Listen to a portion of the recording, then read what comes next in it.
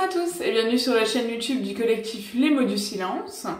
Aujourd'hui, on va aborder un sujet un petit peu spécial parce que vous me posez souvent des questions à propos de ça. Quand je vous parle dans mes vidéos de mes douleurs fantômes, vous me demandez souvent ce que c'est, vous me demandez souvent d'où ça vient. Alors d'où ça vient, j'aurai la pudeur de ne pas vous expliquer en détail d'où ça vient. Par contre, je peux vous expliquer un peu le processus et surtout ce que je désigne par douleur fantôme. C'est sûrement pas le bon terme, c'est simplement moi qui l'appelle comme ça. Et si ça se trouve, si vous êtes une victime et que vous regardez ma vidéo, vous avez peut-être ces fameuses douleurs fantômes que moi je désigne comme ça, mais en fait vous les appelez peut-être autrement. Quand on est en stress post-traumatique, on a une douleur morale qui en fait peut créer une douleur physique, simplement parce que le cerveau se souvient des douleurs que le corps et l'esprit ont pu vivre. Moi, quand je parle des douleurs physiques, fantômes, c'est simplement que malheureusement quand ça se passait ou après, des fois je pouvais avoir des douleurs pendant plus d'une semaine. Voilà, mon cerveau malheureusement s'en souvient et il y a des jours où les douleurs deviennent de plus en plus violentes et de plus en plus difficiles. Ça veut dire que parfois je vais avoir mal quelque part, mais en fait ça va être un souvenir en quelque sorte de mon cerveau et cette douleur ne sera pas réelle. C'est pour ça que j'appelle ça les douleurs fantômes. Simplement parce que je ne suis pas en train de le vivre, je suis pas en train de vivre ce traumatisme, mais à travers cette douleur, je me souviens de ce traumatisme. C'est comme si mon cerveau m'envoyait un souvenir du traumatisme et que du coup, je subissais la même douleur que lorsque j'ai subi le traumatisme. Je ne sais pas si je m'explique bien, il y a même parfois où je prends des médicaments ou autres pour calmer ces douleurs et en fait les médicaments calment ces douleurs simplement parce que quand j'ai ces souvenirs-là, mon corps se crispe tellement que finalement ça me fait penser à quand ça m'arrivait quand je me faisais agresser. Il y a aussi la souffrance morale où certains bruits, certaines odeurs, ça j'en parle souvent, peuvent vous rappeler en fait malheureusement ce qui vous est arrivé et certains actes. Du coup, ça peut vous créer une souffrance morale qui ensuite se traduit de manière physique. Il m'est souvent arrivé, par exemple, en faisant des actes banals comme les courses, parce que finalement, c'est quand vous croisez quelqu'un ou quand vous entendez quelque chose à la radio aussi, ça m'est déjà arrivé, d'être en fait en train de revivre ce qui a pu m'arriver parce que quelqu'un va dire une phrase ou faire quelque chose qui va me faire penser à ce qui m'est arrivé. Là, par exemple, dernièrement, je sais pas si vous suivez un petit peu les infos, mais si vous les suivez, vous en avez forcément entendu parler.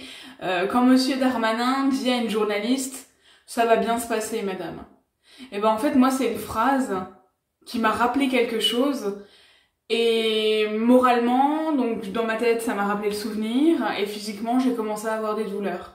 C'est vraiment des choses autant dans tout le corps, je sais pas comment expliquer ça, mais tout votre corps souffre, et il souffre tellement que vous savez même pas par où commencer pour gérer votre douleur. Et souvent, c'est en gérant la douleur morale que finalement vous arrivez à gérer la douleur physique. Sauf que par moment, vous n'arrivez pas à gérer la douleur morale.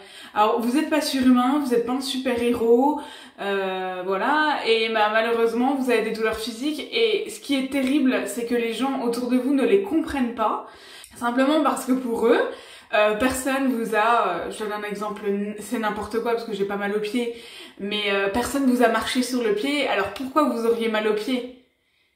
Et c'est vraiment quelque chose qui est très très compliqué à expliquer, et moi quand je parle des douleurs fantômes, je parle de ça.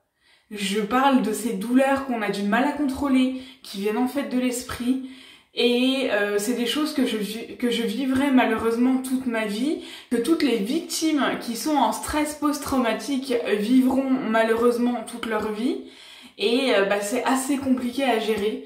Et c'est quelque chose que vraiment les proches ont du mal à prendre en compte et que même parfois les médecins ont du mal à prendre en compte. Expliquez donc à un médecin où vous avez mal sans pouvoir lui expliquer pourquoi. Je sais que moi pendant des années, je me suis pas soignée, je suis pas allée expliquer à mon médecin que j'avais mal à tel ou tel endroit et pourquoi. Là, c'est quand même depuis pas longtemps que mon médecin traitant est au courant, il sait ce qui m'est arrivé, etc. et qu'en fait, il peut me soigner en conséquence. Il sait que parfois je vais avoir très très mal ou des douleurs et que c'est pas dans ma tête, c'est des vraies douleurs dans mon corps, mais qui sont créées par des souvenirs que j'ai dans mon cerveau.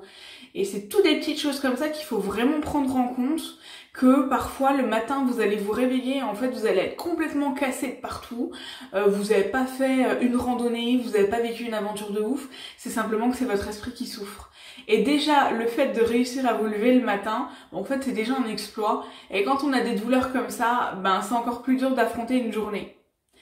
Si vous êtes un proche de victime et que vous regardez ma vidéo, sachez que quand une victime vous parle de douleur, vous dit qu'elle ne se sent pas bien, qu'elle est malade, et que vous voyez pas d'explication en fait à sa maladie ou à sa douleur, il y en a pas. Elle a mal, c'est son cerveau qui a mal, c'est sa pensée qui a mal, et donc c'est son corps qui traduit cette douleur, tout simplement. Et je sais que moi pendant des années j'ai souffert du fait que personne ne puisse comprendre ça. Et maintenant que j'ai mis des mots sur mes mots, j'ai beaucoup moins de mal à les affronter. Après, c'est quelque chose où malheureusement, pour les victimes qui regardent cette vidéo, il va falloir apprendre à le gérer. Et les jours où vous ne saurez pas le gérer, ça fait pas de vous quelqu'un de moins bien, de moins courageux, de moins héroïque. Ça fait pas de vous quelqu'un de nul. Ça fait pas quelqu'un de vous quelqu'un qui ne vaut rien. Ça fait simplement de vous un humain. Un humain qui n'est pas au top tous les jours et qui a ses failles. Et vous, votre faille, c'est ça. J'espère qu'en expliquant ce terme dont je parle dans toutes les vidéos, j'aurais pu un petit peu vous aider. Voilà, j'espère vraiment que surtout certaines victimes comprendront qu'elles n'ont pas un problème, mais que en fait c'est quelque chose qu'on vit quasiment tous.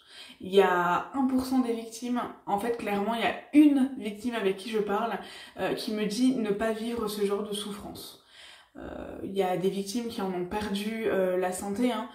Je discute avec une victime qui en a perdu ses reins, je parle avec une autre qui a perdu son cœur, où on ne comprend pas pourquoi la victime a fait un infarctus à l'âge de 21 ans. C'est toutes des choses où ne croyez pas que c'est que l'esprit, le corps en prend vraiment un gros coup. Je vous dis à bientôt sur la chaîne et j'espère vraiment pouvoir vous aider en faisant cette vidéo. À bientôt!